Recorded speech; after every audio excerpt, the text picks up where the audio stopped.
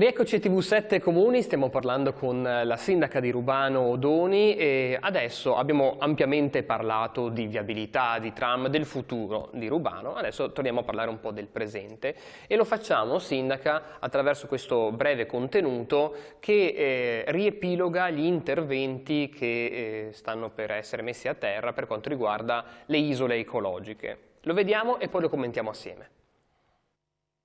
Rubano pianifica la riqualificazione delle sue isole ecologiche. Grazie all'intervento di ETRA, la multi-utility dei servizi in provincia di Padova, e ad un finanziamento PNRR da circa 1 milione di euro, sono in arrivo importanti novità per le isole ecologiche in città.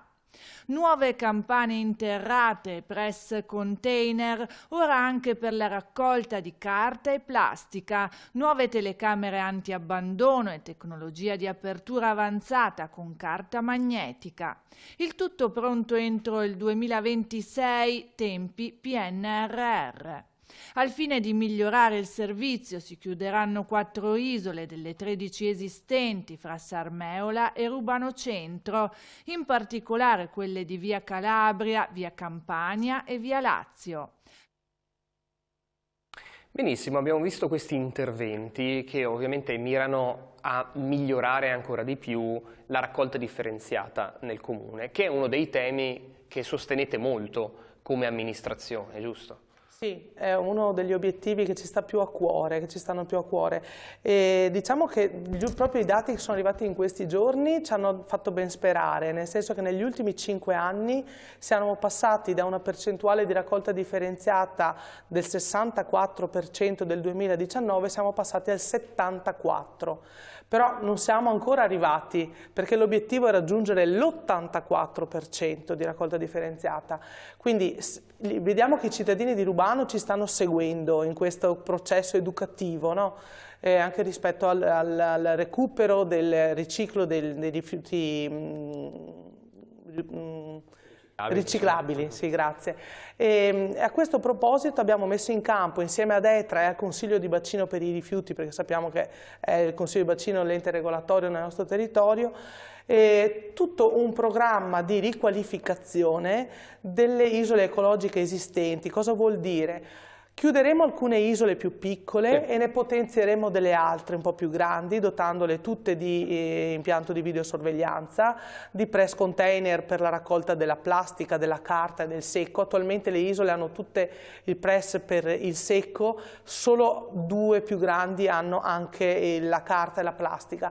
Ma siccome stanno cambiando anche le abitudini dei cittadini, compriamo online, abbiamo un sacco di imballaggi anche in carta, di cartone, ci siamo resi conto che le campane interrate non sono più sufficienti, ci servono dei compattatori in modo da diminuire il volume e garantire uno smaltimento più rapido e più efficace anche di questo tipo di rifiuto riciclabile. Quindi grazie al PNRR, che non ci ha solo portato il tram a Rubano, perché il PNRR finanzia una buona parte del tram, se non la sua totalità, anche appunto sul fronte della raccolta differenziata, di questo nuovo assetto delle isole, potenziamento e miglioramento della qualità della raccolta, e avremo un finanziamento di 1 milione di euro che arriva da PNRR, che ci aiuta a mettere a terra questo nuovo riassetto di isole che ormai hanno più di 15 anni, per cui il loro servizio l'hanno fatto e adesso necessitano di un ammodernamento. Ecco, a livello di utilizzo cambia qualcosa? Io cittadino cosa devo sapere per conferire i miei rifiuti in queste isole quando saranno pronte, ovviamente? Diciamo che per i cittadini residenti non cambierà granché, perché ogni cittadino, ogni famiglia, ogni nucleo avrà la propria tessera, che adesso si usa solo per aprire il press container del secco. Domani, quando avremo le nuove isole ecologiche, lo userò per tutti i press e anche per le campane interrate. Quindi chi è regolare sul territorio ha la possibilità di conferire rifiuto in modo perfetto con la tesserina. Chi non lo è verrà sanzionato con la videosorveglianza. Perfetto, quindi più efficienza ma anche più controllo, insomma. Sì. Perfetto. Questo per quanto riguarda la raccolta differenziata, dove siete molto attivi. So anche che, sempre in ambito di sicurezza ambientale invece, avete portato avanti degli interventi alla rete idrica molto importanti, soprattutto per il quartiere che sta a ridosso del canale, della Brentella, giusto?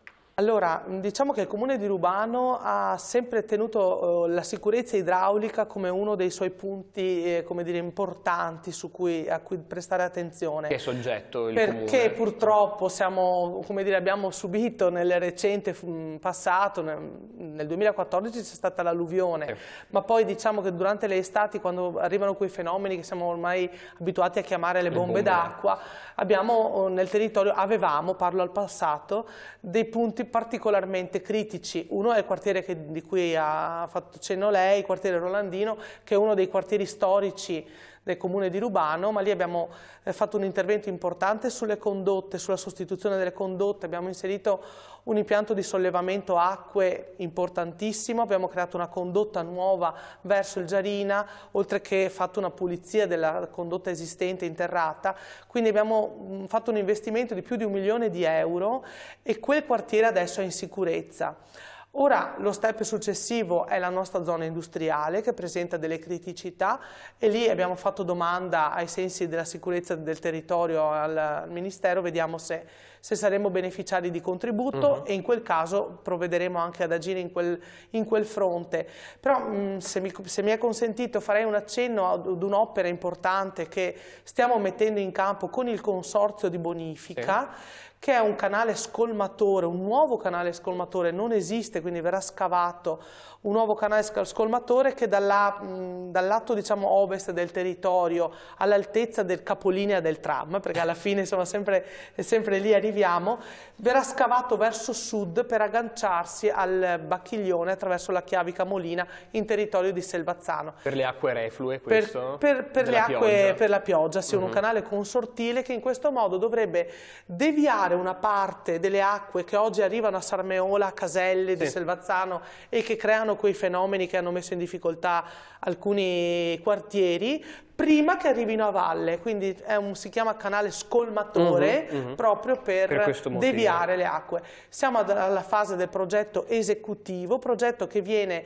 finanziato dai comuni, ci siamo messi insieme, Comune di Rubano, Comune di Selvazzano, Mestrino, Saccolongo, Veggiano e anche il Comune di Padova, proprio per finanziare il progetto ormai allo stadio esecutivo, perché voi sapete meglio di me che quando abbiamo un progetto pronto possiamo fare richiesta di contributo, ma se non hai le progettualità pronte ti passano i bandi e non puoi parteciparvi. Certo, diventa anche poi difficile mettere a terra qualcosa davvero. Bravissimo, e invece le nostre comunità ci chiedono a gran voce che gli enti si facciano carico anche di queste difficoltà che sono dovute ai cambiamenti climatici, all'urbanizzazione intensa dei nostri territori, però ripeto, la sicurezza idraulica è sempre stata una priorità per questa mia amministrazione e anche per la precedente. Che è sempre la sua. Che è sempre la mia, sì.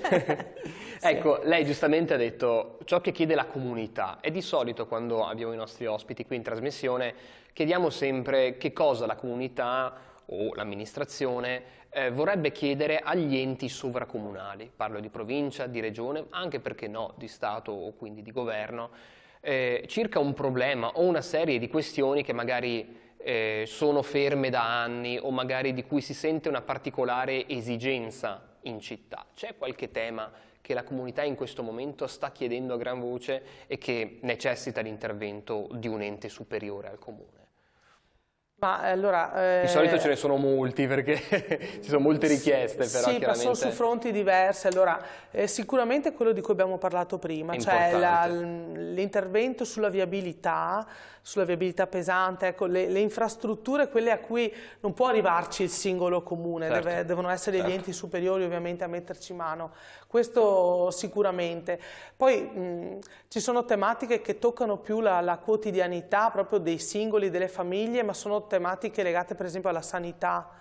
Adesso parliamo della riforma degli ATS, le nostre case di comunità di cui il PNRR ha fornito finanziamento, ma per i muri.